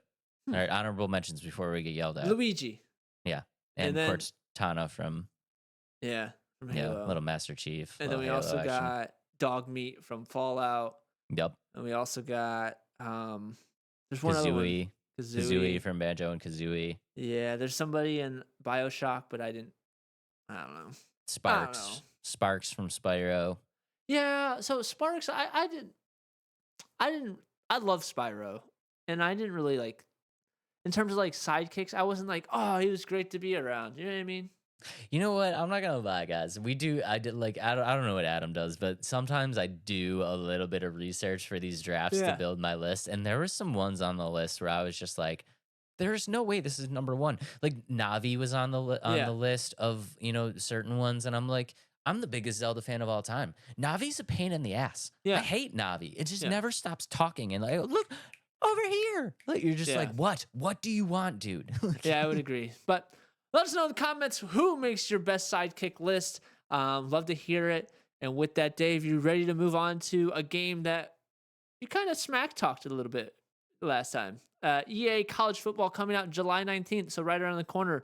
Dave, has your thoughts changed on this game? Can I be honest with you? You're going to say no. No. Why? I don't understand. Like, has your thoughts on the game changed? Quite a bit, actually. Okay, I need to hear your points. There's a lot of points. I think one of it is I watched a video of a content creator that got to go play the game, and Yep. one of his biggest things, and who knows, maybe he's paid by EA. I have no idea, but what he said is like a lot of people are worried about this being a Madden clone. He said it felt more loose, like it didn't feel like Madden because it felt like the game mechanics were a lot more fluid and like it really didn't feel like Madden. Is basically what he was saying. and I have a trailer here. I'll just leave it up in the background. We don't really need to necessarily talk about the trailer. It's just more gameplay of the game because we didn't really have much about the gameplay when we first talked about it. But that was the biggest thing that the guy had talked about. He was saying the game felt a lot different in terms of just the mechanics of it, and because a lot of times with Madden, it felt like very clunky in terms of like the cornerbacks were like elite cornerbacks and like could turn around and just steal the ball out of the air when they should have had no play on the ball and things Yeah. like that. And for me, I think that's a good sign when they say it doesn't feel like just a reskin of Madden. I mean, I don't know, dude. I think that's one person's opinion, and like I'm not really kind of willing to bank my entire thought on this. Like I can't endorse this game after just one person saying that it's kind of not like Madden. It was okay. It was more than one person. It's just the way he said it just stuck out to me more than more people. But I think what they're adding to this game is a lot more. Okay, game mechanics aside, I think I'm excited about. If it were to come down to Adam, you have to pick one, Madden or college football. I'm picking college football. I just think what they're bringing to this game adds so much atmosphere with having 134 every FBS school. I think that's really cool. The fact that they actually went to all these schools and like put their traditions into the game and made it feel like you're playing at these stadiums, like you see here with the mascot on the push-up board and the motorcycles and like the Spartan from Michigan State. Like I feel like they're putting a lot of more feel to the game rather than Madden. Does that make sense? It makes 100% sense, and I want to just take a second here. And if you are still watching us after the last college football video, I want to do hand up accountability here because in the last video I said that they probably were going to have a hard time doing all of this, and they pulled it off. So hand up accountability. I was wrong. They pulled it off, and they got all of this stuff into the game. Yeah. But here is my big thing, and it could be totally wrong, and I could be totally kind of, just standing alone here, but we're seeing a little bit of gameplay right now, but not much, and it makes me very scared that they are focusing so much on all of this kind of tradition and all of these cutscene stuff and not really focusing so much on the gameplay. And from the little bits of gameplay that I've seen, it does look a lot like Madden. And and I get it, it's a football game. There's only so many things you can do, but I still, in my heart, feel like this is a Madden reskin with a couple tweaks, and all of this stuff that they're including is cool. Like it's cool, I'm not gonna lie, all of these traditions and all of that stuff, but really think about it, dude. Like how, like, this is exciting for now, but how many times are you gonna watch this intro? Like you load into your season, you're playing as Alabama or whatever, how many times are you gonna watch that intro and think it's gonna be cool? Like there's going to get to be a point where you literally just do what 99.9% of players do, and that's just smash X until you get into the game because you don't care about any of that crap. Yeah, I mean that's true, but I think part of it is it comes down to the different modes too, like the Road to Glory, the Dynasty modes, where people like in the past, like everybody loved the Road to Glory and like breaking school records and things like that, and I think that's where a lot of the excitement's coming from as well. Because I agree, the game is made on the same engine, and I'll take accountability with this. I was like, oh, it's gonna feel and look a lot different because it's a different group of people making it, but they're, like you said, they're making it on the same engine as Madden, like Frostbite. And I agree, it looks very similar, but the things that they're adding in terms of like the different game modes and this, they'll probably end up adding this to Madden eventually too. But the new wear and tear. So wear and tear is essentially the progressive player health system in the game. So like it determines the risk of injury. So it's not essentially taking it back. It's not saying that your player's gonna get injured. It damage, like the damage that your player takes. So if you get hit in your throwing arm, it's gonna affect how like deep you can throw, your accuracy and things like that. And that's new, but I'm sure Madden's gonna adopt something like that now because Right. And that's kind of my thing too, is like, I don't know. It like I don't want to say that like this is like a tester for Madden because it's a totally different game, but you have to have in the back of your mind that they're looking at all of the things that people are saying about this game right now and the things that people are excited for. Madden is currently working to adopt. But I think one thing that Madden's never going to be able to have in the game is they're not going to have the the college dynasty. Like, you're not going to be able to recruit players from high school and the transfer portal and things that people are excited about, if that makes sense. So I think this game offers a different level of excitement because like Madden can't do that, if that makes sense. Because you don't go to other NFL players and you know what I mean? Like, I think that's where some of that excitement's going to come from. I don't know. I understand the excitement for all of it, but I've been through this before as a Madden player. Like I love I love franchise mode. I love it. I mean, it's essentially the same thing as Dynasty. I mean, you can trade, you can import draft classes and stuff like that, but you get to a certain point where it's just you're kind of done with it. You know what I mean? I usually get like maybe 3 to 4 years into a franchise before I'm just kind of over it. You know what I mean? And it really kind of happens with when you start drafting, people are really good with like the play share and stuff like that of like building, draft class that you can download and stuff like that. But once you start getting like, eventually you're going to get to an entire league of players that aren't real people that don't exist. And I feel like when most players get to that point, they're just like, okay, this is stupid. Yeah, you know what happens next then? What? The next one's coming out. I don't know. That's dude. the cycle of it. But I don't know. I can see what you're saying, but at the same time, like the people that play these games, they're in it for the long haul for the most part. Like the really big fans of Madden and now college football, yes, they'll play the Dynasty, and then they'll go play online and do competitive things on that side until the next one comes out to start their next Dynasty or their next Road to Glory. For me, all I want to play is Road to Glory and just break a bunch of records. And that's what I'm excited about. And yeah, and I honestly, I'm gonna be honest here, dude. I think we might be on the wrong side of the coin here. The more and more that I'm kind of looking at Madden and EA college football as a whole, I feel like the player base that's really keeping this alive is the online community. I feel like this is almost like turned into a Call of Duty situation where it's like the online is way, way, way more important than just what you're gonna do in a single player portion of this game. You know what I mean? overall, I think it's going to be fun. I'm going to get this one. I mostly because it's a new installment of the game. Am I going to continue to buy the game as they come out? I don't know. It all depends on my first experience of getting this, which is coming out very soon. And they're adding a lot of things to here. I was going to go into like the dynasty mode and everything that they're kind of adding into it. So coaches will have skill trees, and like the skill trees will have 11 different branches. And what's cool with that is like, so your coach can't maximize everything. And so that's where you have to hire and fire your coordinators to help boost spots that you're weak in. So I thought that was kind of unique and pretty fun. And keeping coaches is a big part of your success. So if like you have to keep your coaches happy and your coordinators happy, and if you're so good, like some of your best coordinators will leave for head coaching jobs. And I think it's going to have a lot of dynamicness to it. And I think that's really cool. Players will also be at a high risk to transfer if you don't keep them happy in terms of like the deal breakers that you told them as you brought them in. You can recruit from the transfer portal. And if you're recruiting somebody like from high school and they decide to transfer, like whatever you did with them in the beginning will like still apply, if that makes sense. Custom conferences. So you'll be able to like tweak the conferences to put different teams together. You can't create new ones, but you'll be able to switch the teams around.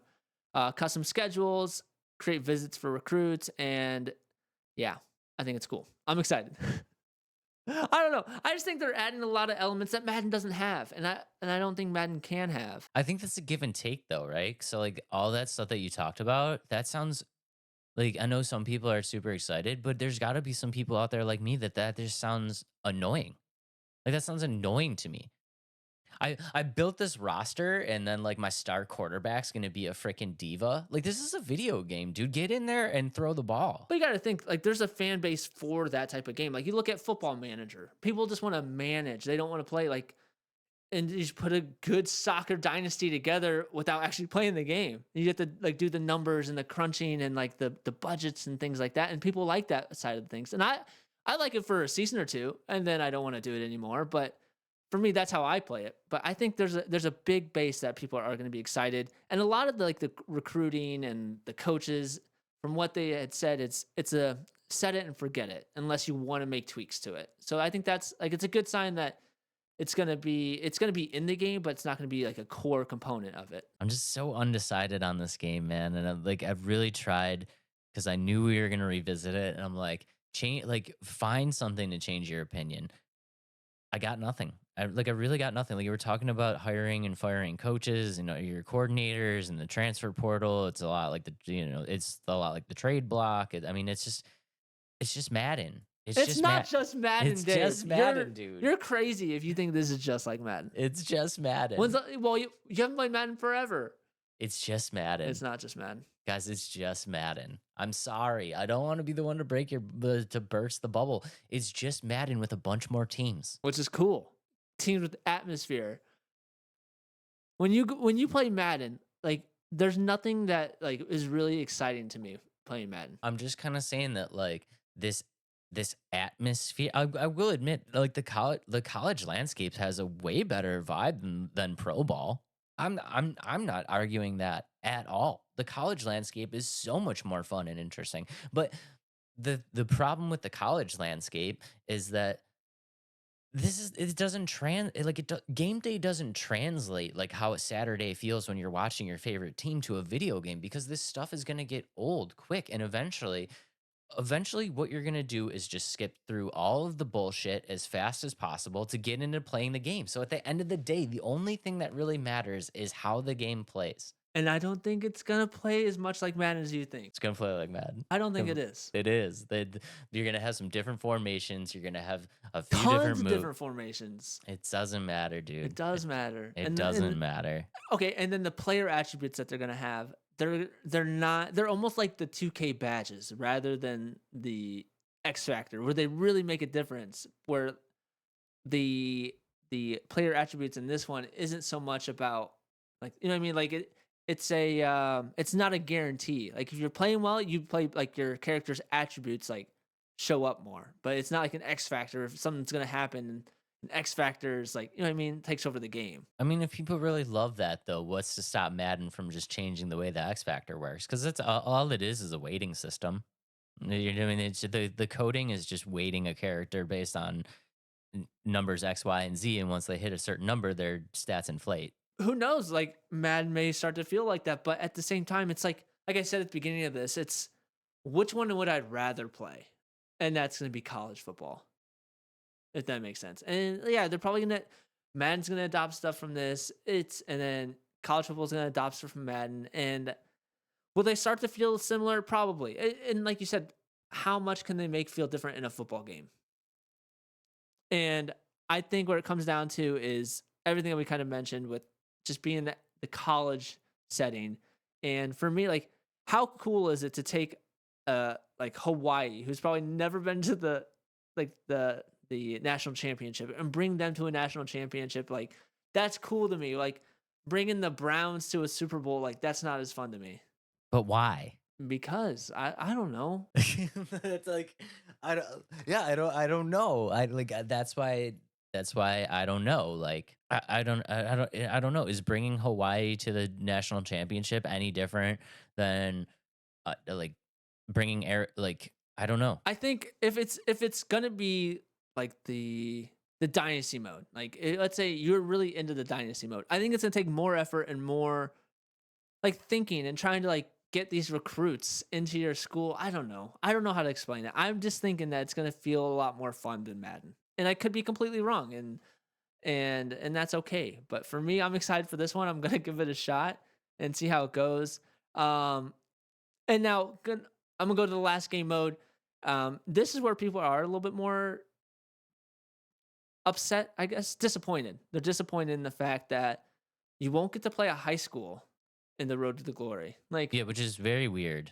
which I think it's kind of okay for me. Is it though? Yeah, because when I played it, like I just want to get into college. Like I didn't want to play these 12 games, and it was kind of tedious. And there's always like 8 touchdowns, 8 touchdowns, 8 touchdowns, and like for me, it just got tedious if that makes sense. Where I could see like kind of a meet in the middle halfway is like maybe you play in the like or the high school playoffs. Like that's like your final season, high school playoffs, and like that's where it comes up. But with this Road to Glory, you'll get to pick your star rating, and with that is like, and you can combine elements that you want in your recruiting stuff, if that makes sense. That like are important to you. So like you want to stay close to home, or you want to start and things like that. And you'll essentially get to pick any team that you want to play for, but depending on what star recruit you pick will determine, like, if you pick Alabama as a 2-star recruit, you're never going to see the field right away, if that makes sense. But if you pick like a 2-star school and you do really well, then you can transfer to like an Alabama because you brought yourself up so high and things like that. And I think that's really cool. And the video I watched, they didn't say much about it because like they were under NDA, but it's combining elements from the older games that people really loved. So I'm excited to see what that is and things with that. And then focusing your time each week, you can focus on weekly elements such as like, if you don't focus on your academics, you become academically ineligible. Your recovery time will determine how much an injury risk you are. Brand exposure for like NIL deals, which also gives you boosts in the games and stuff like that. So there's not a lot on that yet. There's going to be more as they do their deep dives with it, but I think it's pretty cool. I'm actively trying to change my own mind, and I just cannot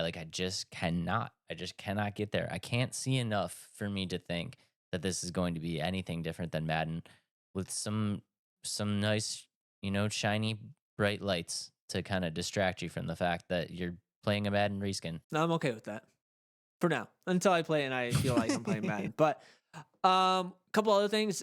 So one thing that a lot of people are also disappointed is you won't be able to export your draft class from put EA25 into Madden, right? And that's because of like all the opt-in, opt-out deals and stuff like that. A lot of legal stuff with it. So that makes sense. I know it sucks, but you're getting an EA game, you're getting a college football game. You've been wanting it for so long.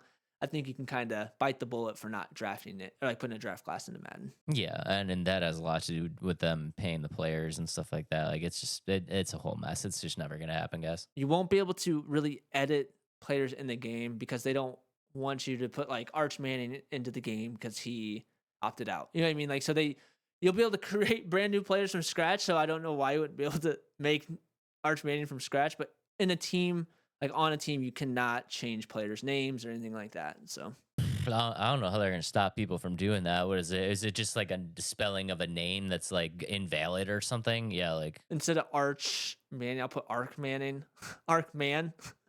I don't know.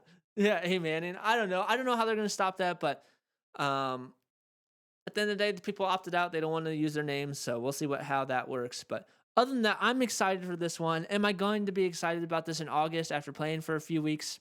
Who knows? I've been trying to find a way to get back into football games. Like I tried the wild card football. I had fun with it. Got boring quick. We both tried playing Madden, like me versus you in Madden. We hated it from the jump. Is it going to be the same? Who knows with this game? I want to love it. And I can see where you're coming from, Dave. It's hard to say if it's just going to be a Madden reskin. And cautiously optimistic is the word I'm going to use. Don't get me wrong, guys.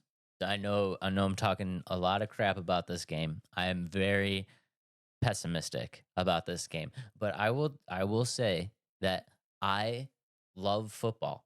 I love football. I would want nothing more than this game to be absolutely incredible because I've been wanting a good football game for as long as I can remember. I don't even remember the last time that I enjoyed playing Madden, but like when I did enjoy playing Madden, like I was deep into it, dude. I loved it. I loved taking my team to the Super Bowl, building my franchise, changing the roster, so, like building the new stadium. Like I love football. I absolutely love football. It is by far my favorite sport.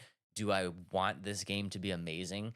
Absolutely. I would love nothing more for this game to just be absolutely incredible. I just have my doubts, and I'm sorry, I gotta stick to it. And that's completely fine. Like you said, you're probably gonna make some people mad, but for me, I think there's a lot of positive for this coming out, and the fact that they've worked so hard to bring it to the table, and they've worked so hard with the colleges and the players to bring it to the table. I think it shows that they really care about giving a good experience, or at least they're giving what fans wanted for so long, and that's an EA college football game. And I think that's a good step in the right direction. Now, is it, like you said, Madden reskin? We'll find out here on July 19th. We can start and end this segment the exact same way. Hand up accountability. I gave hand up accountability saying that I was wrong with them being able to get all of these licenses and put all this crap in the game. If they actually make this not a Madden reskin, I will be the first to hand up accountability, say I was wrong. So Dave's going to write the review on this one. we will find out. We will find out if I'm wrong. But, like I said, I would love nothing more for this game to be absolutely incredible. So let us know in the comments. Are you super excited about EA college football? Love to hear it. And with that said, Dave, it's bringing all the FBS schools. It's bringing all the FBS schools into the game. Do you know your FBS schools and how much wins a lot of these schools have? I've been dreading this. I'm Oh, not yeah? gonna lie. I honestly, like I said, I love football. I will be 100% honest with you. I have a team. I'm a Bills fan, so I have a pro team. So I'm not like super into college. Yeah. Like I love watching the games, but I don't have a college team. So like if I get half of these, I'll be excited. Okay, so what we're going to do is Dave is going to guess the top 10 winningest FBS schools. Go for it, Dave. Okay. Well, there's a couple obvious ones. We got to go at Alabama, That is number 2. Ohio State, Number 3. Nebraska. Nebraska is tied for 7. Ooh. Yeah. Texas. Tied for 4. Shout out to Mikey. Mikey, if you're watching, go Wolverines. Michigan. That is number 1. Let's go. Mhm. Notre Dame. Shout out Gary. Gary, if you're watching, buddy, shout out Notre Dame. Also tied for number 4. This is where we go south. You got it. You got it. How many did I get so far? You have 1, 2, 3, 4, 5, 6 out of 10. You have 4 more. Okay.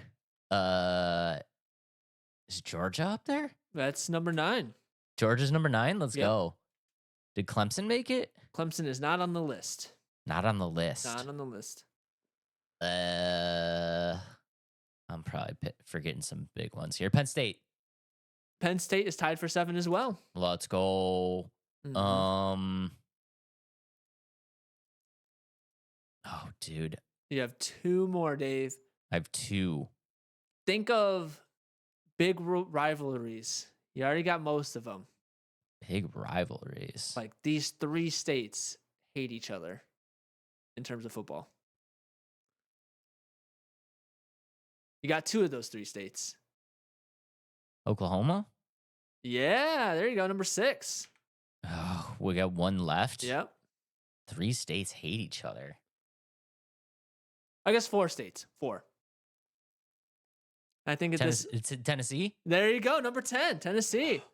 Great job, Dave. You got all Let's of go, them. bro. Let's go. Look at that. You cruised that. Although most of them are SEC or things like that. That's so funny. They're all kind of in a chunk. I'm not Yeah, gonna lie. yeah. It's that Southern football. But great job. Let's go. Let us know in the 10 comments. Did you get all 10?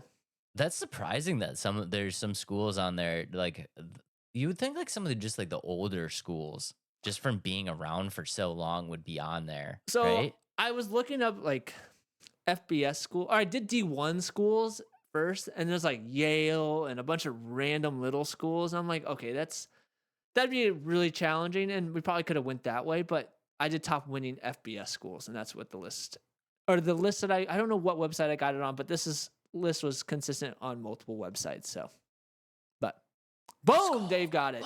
Let's move on to our last game of the night. Throne and Liberty. Dave, I don't know if you're super excited about this one, but meh. Are you meh? I'm more so. Total thumbs down. Total thumbs down. I'm not gonna lie here. Yeah.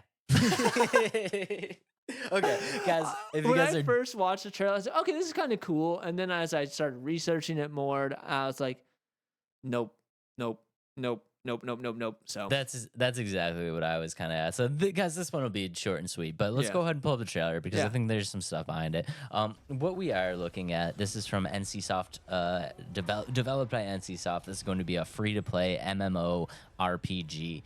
which is very confusing right off the bat because a lot of people are saying that this is not actually an MMO, that this is more of just a online RPG, which I mean, whatever. Doesn't Okay. really- which really, it honestly doesn't matter. But this is pretty much kind of like your basic game. Like it's your like, I we say this all the time.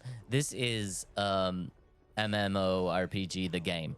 Yeah. It's like very basic. I mean, you're gonna gather your guild. It's a PvP and PvPvE. Epic battles against thousands of players or fantastic creatures, massive castle sieges. Basically, what's going to happen in the game, there is a little bit of a story. So the story that was given from their website was that you and others are seeking out fragments of the star of Silo. Sure. I think is what they call it, Yeah. Siluth. And you need to harness its power to defeat the evil threat of Silesium, known as Khazar, the Wraith of Conquest. And I don't know, that's pretty basic too. And if you guys Yeah. are just listening, I mean, the gameplay behind it is looking pretty much exactly like what you would expect. I mean, think of an MMO horde kind of, everybody kind of together fighting a world boss. It's exactly kind of what you're looking at. But the one really cool thing that really I was like, this is kind of cool. There's things in this game called transformations, so you Yeah. can morph into other stuff, and that was kind of like the one idea that was like, this could be really interesting to me because at any time you can morph into like animals. Did you see this in the trailer? I did see that. I did see that a lot. But now, is that just more of a traversal thing, or is it I don't- actually? I feel like it's you can like traverse to it, and then you have to like pop back out to like your character and start fighting. I don't know because guys, if you're just listening, you can see in the trailer like there's parts where you turn into like what is Birds she on? and wolves Yeah, and- she like jumps over and she turns into a bird and then flows down and then lands on the ground and turns into a wolf. And I think if you look at scenes in the trailer, there's parts of the trailer where like the wolves are fighting, like Yeah. you're fighting as the wolf. So I thought that part was really cool. I don't know. I just from this one, I was trying to get into it at first. It's like, oh, is this gonna be an MMO that I'm actually gonna play and be excited about? And then I like looked into it more, and I didn't realize I've never played an MMO like this or an MMORPG.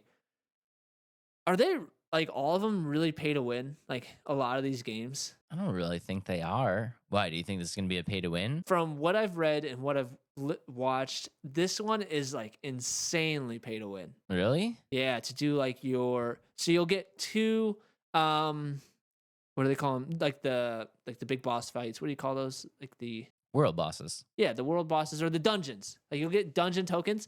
You'll get only 2 of those a day. And now if you want to do more than 2 a day, you can pay to do 9 a day with real money so you can do that. And then to like level up your abilities and stuff like that, you can go to an auction house and pay real money to buy other people's stuff. And other than that, it's just gonna take tons and tons and tons and time, which it's a grind. And like I don't mind a good grind, but people are just gonna dump money into this, and like you're gonna be so far behind because people are just dumping money. I know that there's a version of this game. Where did it come out? It come out in Korea, Korea. I think. South So, Korea, yeah, yep. South Korea came out. I know the players in South Korea and the people that have played the South Korean version say that this game is kind of trash. So I mean, I didn't know it was that much of a pay to win. I just thought the idea of like transforming into the animals was pretty cool. I think it is cool, but the genericness and the pay to win around it, I think makes it less cool. And the fact that it's being pushed by Amazon, like published by Amazon. Yeah, I You did see that. You look at New World. Everybody's super hyped about that game, but it died because you know why? Because Amazon. I don't think that Amazon's not trying to release great games. They're trying to see what games can they release to make a bunch of money. At least I think. And I feel like a lot of people do really love New World, but I mean, I can't argue with you there. yeah. All right. I'm Yeah. sorry, guys. No, This no. was I mean, F, other than that, F in the comments F for in this the game, comments, guys. I will say another cool I thought was cool, or another thing I thought was cool. What did I just say there? Another thing I thought was cool is the player controlled castle sieges. I think that's kind of neat. I think that was kind of neat. It did have like kind of interesting ideas to it, and this is supposed to be a class-free system where your weapons kind of define your role. So the weapons at this time, there's a sword and shield, which I think is going to be kind of like the balanced attack. There's a great sword, which is if you want to be like a strength guy. This one was really weird to me. There's a longbow and a crossbow, so I think they're both ranged, but maybe like the longbow is for like range strength and the crossbow is for range speed. I'm not really sure. Wand and tomb, which is going to be your magic, obviously. Then you have a staff, which is kind of elemental, using like lightning and things like that, and a dagger, which I think is going to be the dex build. There's 7 characters at this time, and the transformations was honestly the cool part, like the part that I thought was really cool. So like we already kind of talked about, their website says that your character can take on many unique forms to either blend into, move through, or engage in battle with the environment. And you're doing this as like morphing. So we talked about being to turn into the wolf, or being able to turn into the bird, which I thought was really cool. Or they on their website there's like saber tooths and like otters, which I think is kind of a strange choice. Like I think because of like the water-based stuff. It's like, I get it. You yeah. need like a water kind Yeah. of thing, but like an otter is kind of a Yeah, it'd been strange cool to be like choice. a great white shark or something. Right? Yeah, Yeah. like be a shark or something. Or but an you can orca. also, oh, that would be even cooler. Yeah, that would be. But you could also take on the form of defeated bosses and use their abilities, which I thought was really interesting. That's kind of cool. I mean, you defeat a boss, you can morph into that boss and use their powers. That's sick. Okay, maybe it's not as generic as we thought, but I just think their execution isn't that great. Like if I murdered a DS3 boss and I could just morph into that boss and use Like a all their mini version of it. Yeah, like Yeah, that'd be use so all their cool. skill sets. That would be so sick. That I would be would pretty love cool. that idea. Yeah. But yeah, I don't know. I did not know that it was such a huge play to win. So I do think that this game has some very interesting ideas. The game comes September 17th, so right around the corner here. Tread lightly, guys. Just tread lightly here. It is a free to play, so I will say you can try it with no skin in the game, and just kind of see what it's all about. Early reviews are not looking great. Adam obviously says it's a gigantic pay to win, but if you just want to check it out and tell them to go fuck themselves on buying more tokens, then go ahead and do that. Okay, I'll take a step back.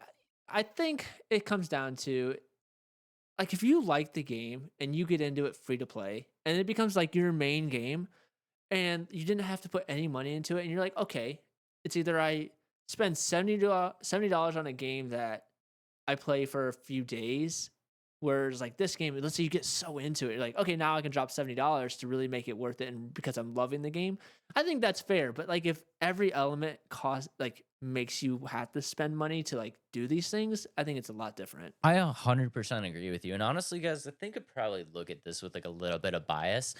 When it comes to video game developers and publishers and stuff like that, I am probably the worst video game player ever, according to them, because I will not buy. I don't buy anything. I don't buy anything if it's not with the game. I couldn't care less. I'm not buying skins. I'm not buying more tokens. I'm not buying like right now the Shadow of the Air Tree DLC has came out for Elden Ring. I love FromSoft. I'm still kind of like, like I'm not buying anything extra. So this whole free like pay to win thing doesn't really apply to me because I'm not buying anything. I don't care how good I am or what I get. So You just want to play the game to enjoy it, and like you don't care about being the top dog or anything like that. tread lightly. The game does come out September 17th. I think it does have some interesting mechanics to it that could be a lot of fun. So give it a shot. It's totally free to play. If you feel like you're gonna get got by the pay to win, don't download it. Don't download it. And it has an open beta coming out July 18th to the 23rd. So that's right around the corner. And yeah, for me, this is not one I'm going to get. I thought it was going to be my first MMO RPG, but it is not. Sadly, Adam will not be getting this game. No. I'll give it a free download and check it out. Yeah, sure. I will be back to report, guys. Sounds good. Alrighty, Dave. Well, this game is free and free to play. Is it going to be one of the best free to play games? Absolutely not, according to everything we're reading and seeing. But with that said, Dave, I think it's time to do a draft of the best free-to-play games ever. And you can go first. Indeed. Oh, you're going to give me my first pick? Yeah, because you're not going to pick the same ones I'm going to pick. Okay, perfect. Not This worried. one might be cheating, but we're going to see if we can clear it with Adam. Just please let me have it. Dude, look at the scowl on his face right now.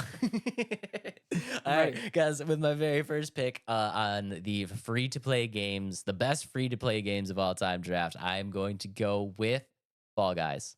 Can I No, have that it? was on my list. Take Was it. it on your list? Yeah, take it. It's Okay. funny. A lot of these free to play games didn't start out free to play. Like Fall Guys wasn't free to play to start. Overall, well, yeah, yeah.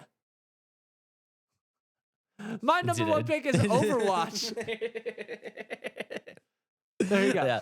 Yeah, but yeah, a lot of them started like either. It's funny, a lot of them either started out as free to plays and then you had to buy them, or they started out as paid games and then turned free to play. It's Yeah. crazy. Yeah, Yeah. it's weird. Yeah, But it's a that's great my pick. first pick. Okay, next up on the list, we are going to go with Rocket League. I think it's one of the Really? I think it's one of the greatest free to play games of all time. I think it really set the stage. Aside from Fortnite, it really set the stage for more free to play games. Yes, Like yeah, it was because Rocket League was paid and then it switched over, and then you saw a lot of other games kind of follow suit. yeah. Yeah. And it's a free to play game that like has a really large player base Yeah. that like really loves it still. Yeah. So Yeah. I mean, it stood like the test of time. A lot of these free to play games kind of die. Yeah. Rocket League didn't die. It did not. And it's Yeah. still growing, I think. And they're still releasing these packs and stuff like that. So that's a great pick. Okay. Yeah. My second pick is World of Warships. I love that game. I don't That's know a- what about it. It kind of is a pay to win in the sense if you really want like the best ships of all time, it's a huge grind, or you can just buy them. But other than that, like I love playing World of Warships. It's a chill like PvP game. That's a great pick. Yeah. I mean, I'm going to kind of back that up here with my next pick because my next pick is Warframe, which is kind of the same exact idea, but this is more of like a sci-fi kind of third-person shooter. Yeah. So not solely focused on the ships, but it's still kind of the same vibe. Yeah. Yes, in Warframe, like you can pay to kind of upgrade your Yeah. stuff very quickly, which most of these games you can do that because they are trying to make money. Right. But yeah, Warframe did a really great job at just being like a really cool, very intricate sci-fi Yeah. third-person shooter free to play game that was enjoyable. Right. Okay. My third pick is kind of a more recent game that I have put over 100 hours in already, and that is Multiverses.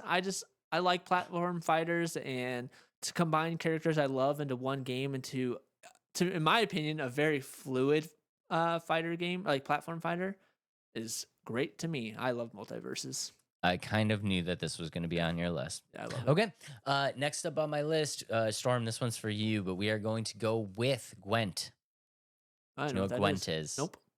We're going super obscure. I just went from like very popular games to like games that maybe 7 people know about. But Gwent is the card game in The Witcher 3. And I love the card game in The Witcher 3. And it was actually so popular that it kind of like became its own thing.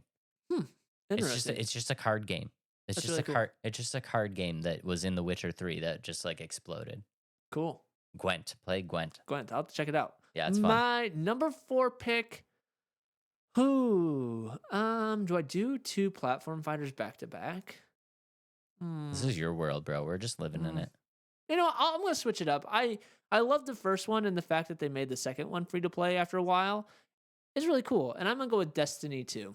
That's a good pick. Yeah, That was on my list. I really love Destiny. I didn't put as many hours as I probably could have, but Destiny 2 is such a fun free to play game. That's very premium because it did start out as a paid game and switched over to free to play. Yep. No, this is great. Oh boy. Dude, I love that there's zero context when we do these drafts to say that we're gonna get in trouble for the ones that we don't put on Yeah. there. It's great. I'm not putting them on there. Okay, guys, my next pick is going to be very much based on idea alone, and I will throw it out there and say that this game is not the greatest game, and this game is also dead. But with my very last pick, I'm gonna go with DC Universe Online. Ooh, yeah, that's actually really cool. It sucks that it didn't like It didn't come take to, off. yeah. Yeah, it didn't take off. It didn't. And I'll be the first to say that honestly, the gameplay mechanics and stuff like that was not great. But just the idea of having this online universe where you can create either your own superhero or super villain and then interact in this world with other people was just. I was so excited for this, especially being a comic book nerd. Like I I think it was a really cool idea, and I'm kind of sad that it didn't take off. And Marvel had something very similar too, and I loved it for a little bit, but it came to the point where it's like you had to do so many hours into it, and that's Yeah. why I kind of fell off of it. But that's a good pick. I like that. Yeah, you I like really that. have to you had to live in it. There was Mhm. people that were living in it, really, really embracing their Yeah. super villain, and they were at it 24 hours a Yep, day, and you're yep. like, I just want to play this for a couple hours, Yeah. guys. Exactly. Exactly. Well, my final pick, is that what we're on here? Yeah, final pick. My final pick. So I think, yeah, I'm going this way. My final pick is X Defiant. Let's go. I love X Defiant in the sense that it's a free to play first person shooter, like arcade style.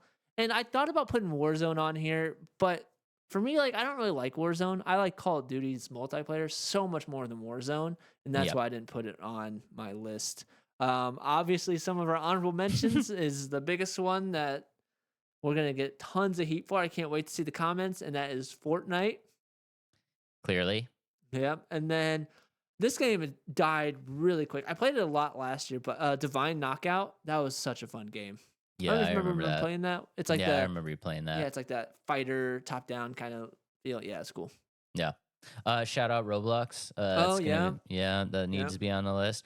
This one's mobile, so I didn't know if it should be on the list, but Pokemon Go. Yeah, that was yeah. Pokemon Go was huge. Ooh, what's that that was other a Pokemon revolution. name? Pokemon United or something? It's on the Switch. Is it United? Something like that. Yeah, Pokemon Unite. That's another free to play game. I Was it? almost got into it. Yeah, and then I did not. But yeah, that's another one. Lots of good games. Lots Yeah. of good free to play Yeah. games. Unturned is another one that was paid. Like you started to pay, and then now it's free to play. Yeah. Yeah. Lots Yeah. of good ones. Let us know in that, the comments which game should have been on the list, which is your top free to play game. And that was a great episode. That was a great episode, dude. Yeah, Yeah, I had a good time. me too. I cannot wait to hear these. Let's put the. What do you think the over under on the draft short is going to be of Fortnite comments? 10. You think 10? Yeah. We're only going to get 10? Oh, over 10 is what I was saying. Clearly over 10. Yeah. Yeah, I feel like 50. Yeah. I don't know about that many. I mean, across all platforms, sure. You're also gonna get slack for hating on EA college football. Yes. I don't think we'll get too much on the last game, Throne in Liberty. I don't. Yeah. I would say slack on college football and this last draft. But it's going to be a very interesting week, guys. Yeah, I cannot wait. But Yeah. thank you guys so much for listening. And one more thing. What you got? This is at the end of the episode. We probably should have brought this up at the beginning. Fragpunk is a Valorant reskin. Is it? Yeah, that's all I want to say. Okay, I just want to go there. That's it. I didn't like it. We don't have to get into it. We can talk about it more another time. That's so sad. It really is. But Stay tuned for episode 53 when Adam craps on Fragpunk. yeah. Love you All guys very, very much. Thank you for everything. Subscriber count is growing, which is amazing. Keep doing all the YouTube things, the likes, subscribes, hit the bells, all that stuff that all the YouTubers say. Please do that because it does help us out a lot, and we super appreciate you guys. Love you guys very, very much. Adam, what you got for him? If you're not following us on all social media, please make sure to do so. Let's Talk Nerdy Podcast. Join the Discord. Get those nerdy conversations off the air with us because we would love it. Come play games with us too. Love you guys very, very much. Join all the stuff. Do all the social media stuff. Hit all of the buttons that are below this video. And we will see y'all on the next one. Peace out, nerds. This is going to be a rough week for comments. It sure is, buddy.